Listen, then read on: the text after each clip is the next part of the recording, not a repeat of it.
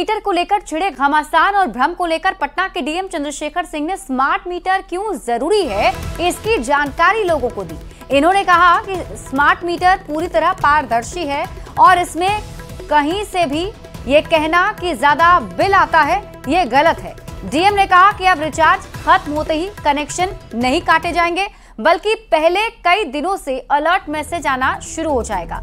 मतलब ये कि अगर आपका रिचार्ज खत्म होने वाला है तो 7 दिन पहले से ही आपको अलर्ट आना शुरू हो जाएगा और 7 दिनों की मोहलत भी आपको दी जाएगी।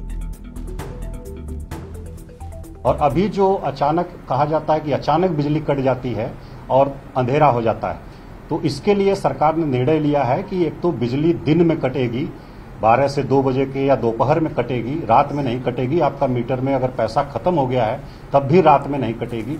दूसरा ये है कि बिजली जो है काटने से पहले आपको इन्फॉर्मेशन दी जाएगी, मैसेज दिया जाएगा।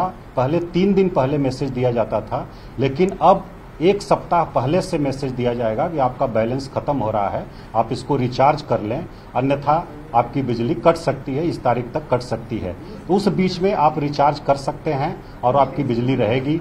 और इसके बाद भी अगर आपका बैलेंस खत्म हो गया तब भी अचानक नहीं कटेगी, आपको अंतिम वार्निंग दी जाएगी कि आपका बैलेंस खत्म हो गया है। निगेटिव बैलेंस पर भी 24 घंटे की सुविधा दी जाएगी आपको, और उस 24 घंटे में आप उसको रिचार्ज करा लें अपने मीटर को, ये व्यवस्था रखी गई है। पटना सिटी के माल सलामी थाना क्षेत्र के नगला स्थित एक प्ले स्कूल के प्राचार्य पर गंभीर आरोप लगा है। प्राचार्य पर तीसरी कक्षा की छात्रा के साथ छेड़खानी का आरोप है। पुलिस ने आरोपी प्राचार्य को हिरासत में ले लिया है और पूछताछ जारी है। माल सलामी थाना अध्यक्ष ने घटना की पुष्टि करते हुए जल्द ही पूरे मामले का खुलासा कर लिए जाने का भरोसा भी दिया है। 9:45 से 10:15 के बीच में हम दुकान पे बैठे हुए थे, हम दादा हुए उसके।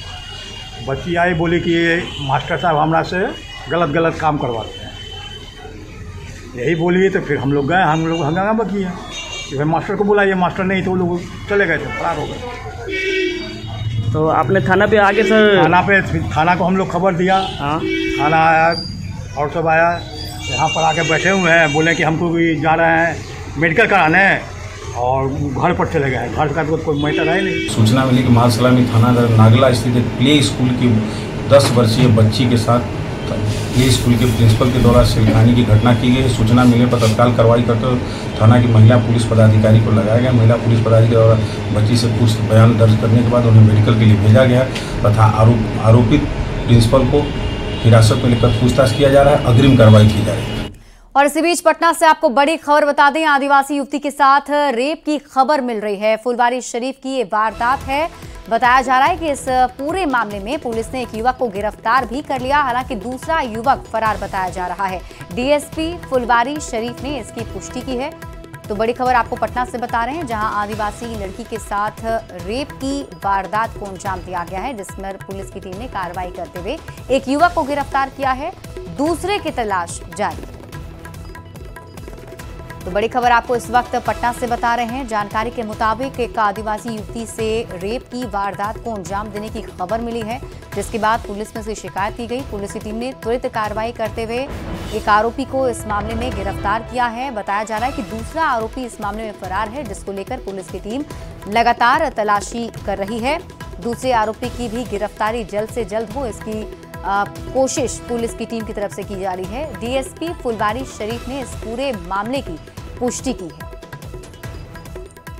और पटना से आपको एक और बड़ी खबर बता दें, दुर्गा पूजा को लेकर अलर्ट जारी किया गया है। राज्य के सभी जिलों को अलर्ट जारी किया गया है और विशेष चौकसी बरतने के निर्देश दिए गए हैं। खास तौर पर मंदिरों में पुलिस की टीम की तैनाती की जाएगी। सिविल ड्रेस में पुलिस की तैनाती मंदिरों के आसपास की जाने वाली है और उपद्रवियों के खिलाफ जीरो टॉलरेंस की नीति अपनाई जा रही है। प्रशासन की तरफ से इस बार पूरी तैयारी की गई। पटना में दुर्गा पूजा को लेकर अग्निशमन विभाग भी अलर्ट मोड पर है और इसी कड़ी में अग्निशमन विभाग ने बैठक भी बुलाई। इस बैठक में पटना के सभी पूजा पंडाल समिति के लोगों को बुलाया गया। अग्निशमन पदाधिकारी ने बताया कि बनाए गए पंडालों में असामाजिक तत्वों पर कड़ी नजर रहेगी। सीसीटीवी कैमरे से पंडाल पर नजर रखी जाएगी। वहीं अग्निशमन विभाग की तरफ से पटना में अस्थायी कंट्रोल रूम बनाया गया है। दुर्गा पूजा को लेकर अग्निशमन विभाग की तरफ से 511 पुलिसकर्मी तैनात रहेंगे। जो पूजा पंडाल है उससे संबंधित बहुत सारे खेल तमाशे होते हैं और उन पर भी कड़ी नज़र रखनी है। इसके लिए इनके द्वारा बतलाया गया, पूजा समिति के जितने भी अध्यक्ष सचिव हैं इनके द्वारा बतलाया गया कि हम लोग अपना वॉलंटियर्स रखेंगे। जो वॉलंटियर्स प्रत्येक क्षण सादे लिबास में घूमते रहेंगे और इसकी सूचना देते रहेंगे। कहीं भी किसी प्रकार की कोई बर्दाश्त की सूचना होगी तत्क्षण जो फायर डिपार्टमेंट के द्वारा नंबर उपलब्ध कराएगा उस पर हम सूचित करेंगे। हमारे जो पीक रिस्पॉन्स टीम है जो हमारा अस्थायी कंट्रोल में उसको सूचित करेंगे और त्वरित कार्रवाई की जाएगी। पटना सिटी के गायघाट में 26 करोड़ 42 लाख की लागत से बने ITI संस्थान का सीएम नीतीश कुमार ने उद्घाटन किया है। इसके साथ ही 7 निश्चय 2 योजना के तहत 87 औद्योगिक प्रशिक्षण संस्थानों में सेंटर ऑफ एक्सीलेंस के तहत भवन निर्माण को लेकर 408 करोड़ की योजनाओं का भी शिलान्यास किया गया। इस दौरान विधानसभा अध्यक्ष नंदकिशोर यादव और श्रम संसाधन मंत्री संतोष कुमार सिंह भी मौजूद रहे।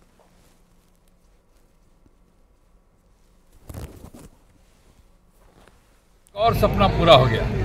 पटना साहिब का विधायक बनने के बाद जो मैंने विकास की परिकल्पना की थी पटना सिटी के लिए वो एक एक करके पूरे हो रहे हैं। गंगा पथ का निर्माण लगभग पूरा हो गया, इस साल के अंत तक तो पूरा का पूरा बन जाएगा।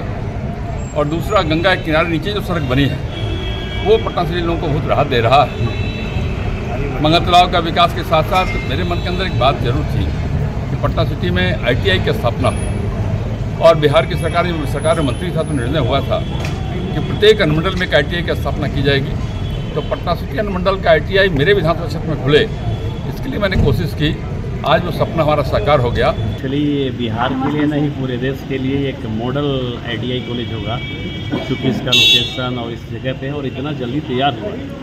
फिलहाल इसमें हम लोग 40 स्टेटों की तैयारी कर रहे हैं। बाकी कोई ऐसा नहीं लड़का बचे जिसको लगे कि हम किसी बाहर दिल्ली मुंबई वाले कॉलेज में नहीं पढ़ रहे हैं, हम बिहार के कॉलेज में पढ़ रहे हैं। एक बिहार में पढ़ने का, बिहार में स्किल होने का, उस पर अपने आप पे गर्व हो, ये प्रतीत करता है बिल्डिंग। इसलिए माननीय मुख्यमंत्री नीतीश कुमार जी को बहुत बहुत धन्यवाद। वासियों को एक नया कॉलेज मिला, पटना सिटी वालों को बहुत दूर जाना पड़ता था सीखा ITI, इसलिए बहुत अच्छा लगा। अभी यहाँ पढ़ाई करोगे तो क्या कहना चाहोगे मुख्यमंत्री का? बहुत मुख्यमंत्री को ये करना चाहेंगे कि मतलब यहाँ पर कॉलेज खोलने के लिए बहुत बहुत धन्यवाद और हम लोगों को आसानी होगी आने के लिए। दरभंगा के JDU के राष्ट्रीय कार्यकारी अध्यक्ष संजय झा 2 दिनों से बाढ़ग्रस्त इलाके में पीड़ितों के साथ मुलाकात कर रहे हैं और हालात का जायजा भी ले रहे हैं। उन्होंने कहा कि बिहार को बाढ़ से बचने का रास्ता सिर्फ नेपाल में है।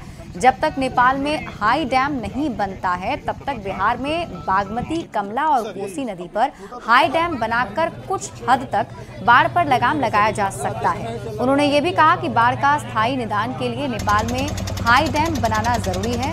बिहार में बाढ़ की त्रासदी पर बिहार सरकार की आलोचना पर संजय झा ने कहा कि बिहार में NDA की सरकार काम नहीं की होती तो बिहार बाढ़ से इस बार बर्बाद हो गया है। बड़ी दिखाई पड़ रही है। मैं अपने आंख से देख के आया हूँ। खास करके मैं जो भूगोल गांव गया वहाँ मकान वगैरह बहुत डैमेज हुआ है, क्योंकि इतना पानी आएगा तो डैमेज होना था।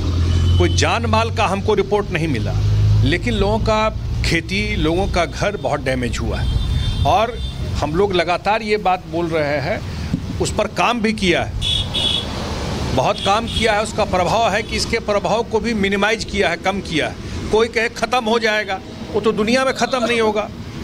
मैंने पानी को तो नहीं रोक सकते हैं भाई, बारिश होगा पानी आएगा।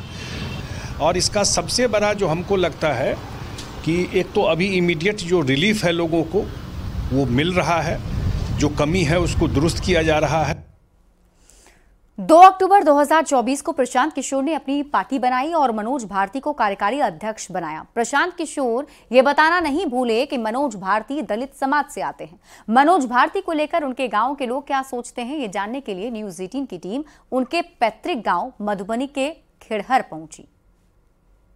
इस मिट्टी के लाल के सम्मान में जिनका नाम है मनोज भारती। मैं एक बार चाहूंगा कि सब लोग ताली बजाकर स्वागत कीजिए। 2 अक्टूबर 2024 को प्रशांत किशोर की पार्टी लॉन्च हुई और बिहार में एक नाम की चर्चा खूब जोर शोर से होने लगी। वो नाम है मनोज भारती। मनोज भारती जी जो अनुसूचित समाज के हैं, मनोज भारती को जनसुराज का कार्यवाहक अध्यक्ष बनाया गया। प्रशांत किशोर ने उनका परिचय कराते समय इतना जरूर बता दिया कि वो दलित समाज से आते हैं, लेकिन इसके अलावे बहुत से लोगों को ये नहीं पता था कि मनोज भारती कौन है।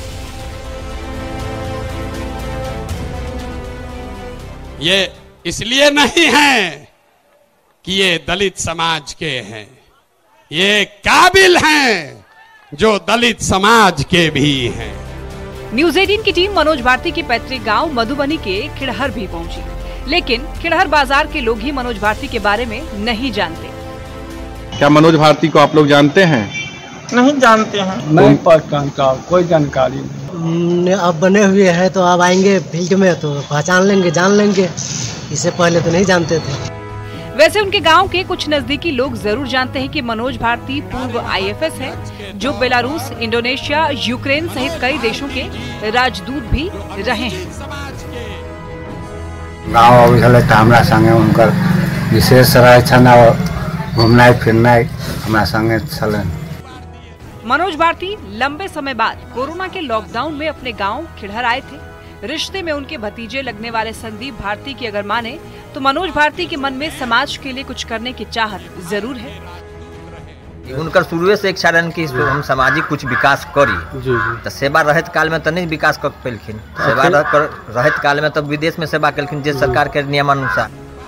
IFS के तौर पर अपनी सेवा दे चुके मनोज भारती बिहार की राजनीति में बस जनसुराज का दलित चेहरा बनकर रह जाते हैं या फिर जमीन पर अपनी छाप भी छोड़ते हैं, ये तो वक्त ही बताएगा। Bureau report, news 18। बढ़ते आगे, बीजेपी के सेवा पखवाड़ा के दौरान पार्टी के प्रदेश अध्यक्ष दिलीप जायसवाल पटना में खादी मॉल पहुंचे और इस दौरान पार्टी के कई नेता भी उनके साथ मौजूद रहे। सभी ने खादी कपड़े की खरीदारी की। प्रदेश अध्यक्ष दिलीप जायसवाल ने कहा कि लोगों में खादी के प्रति जागरूकता बढ़े, इसको लेकर अभियान चलाया जा रहा है। खादी का क्रेज हर उम्र के लोगों में बढ़ता जा रहा है। आज मैं यहाँ इसलिए आया हूँ कि लोगों में ये संदेश जाए कि वोकल फॉर लोकल प्रोडक्ट, हमारा जो खादी वस्त्र है भारत की पहचान है, इस देश की पहचान है और इस देश की शान है। तो हम लोगों को खादी का उपयोग करना चाहिए और खादी हमारे देश की बाहर जब भी हम महात्मा गांधी जी ने भी कहा था और उन्होंने खुद अपने से ये चला करके चरखा चला करके जो है उन्होंने खादी का कपड़ा तैयार करने का ये प्रथा शुरुआत किया था। उप मुख्यमंत्री विजय सिन्हा सेवा पखवाड़ा के दौरान पटना के खादी मॉल पहुंचे। डिप्टी CM विजय सिन्हा ने गांधी का नाम इस्तेमाल करने वाले लोगों से कथनी और करनी एक करने के साथ स्वदेशी को अपनाने की अपील की। उन्होंने कहा कि बिहार के भविष्य की राजनीति को बचाना है तो अपराधी, भ्रष्टाचारी, जातिवादी तुष्टीकरण से मुक्ति पाना होगा। ये लोग गांधी जी के स्वदेशी को अपनाएंगे, स्वराज की बात करेंगे, लेकिन भ्रष्टाचार, अपराध, उग्रवाद, आतंकवाद पर मौन रहेंगे।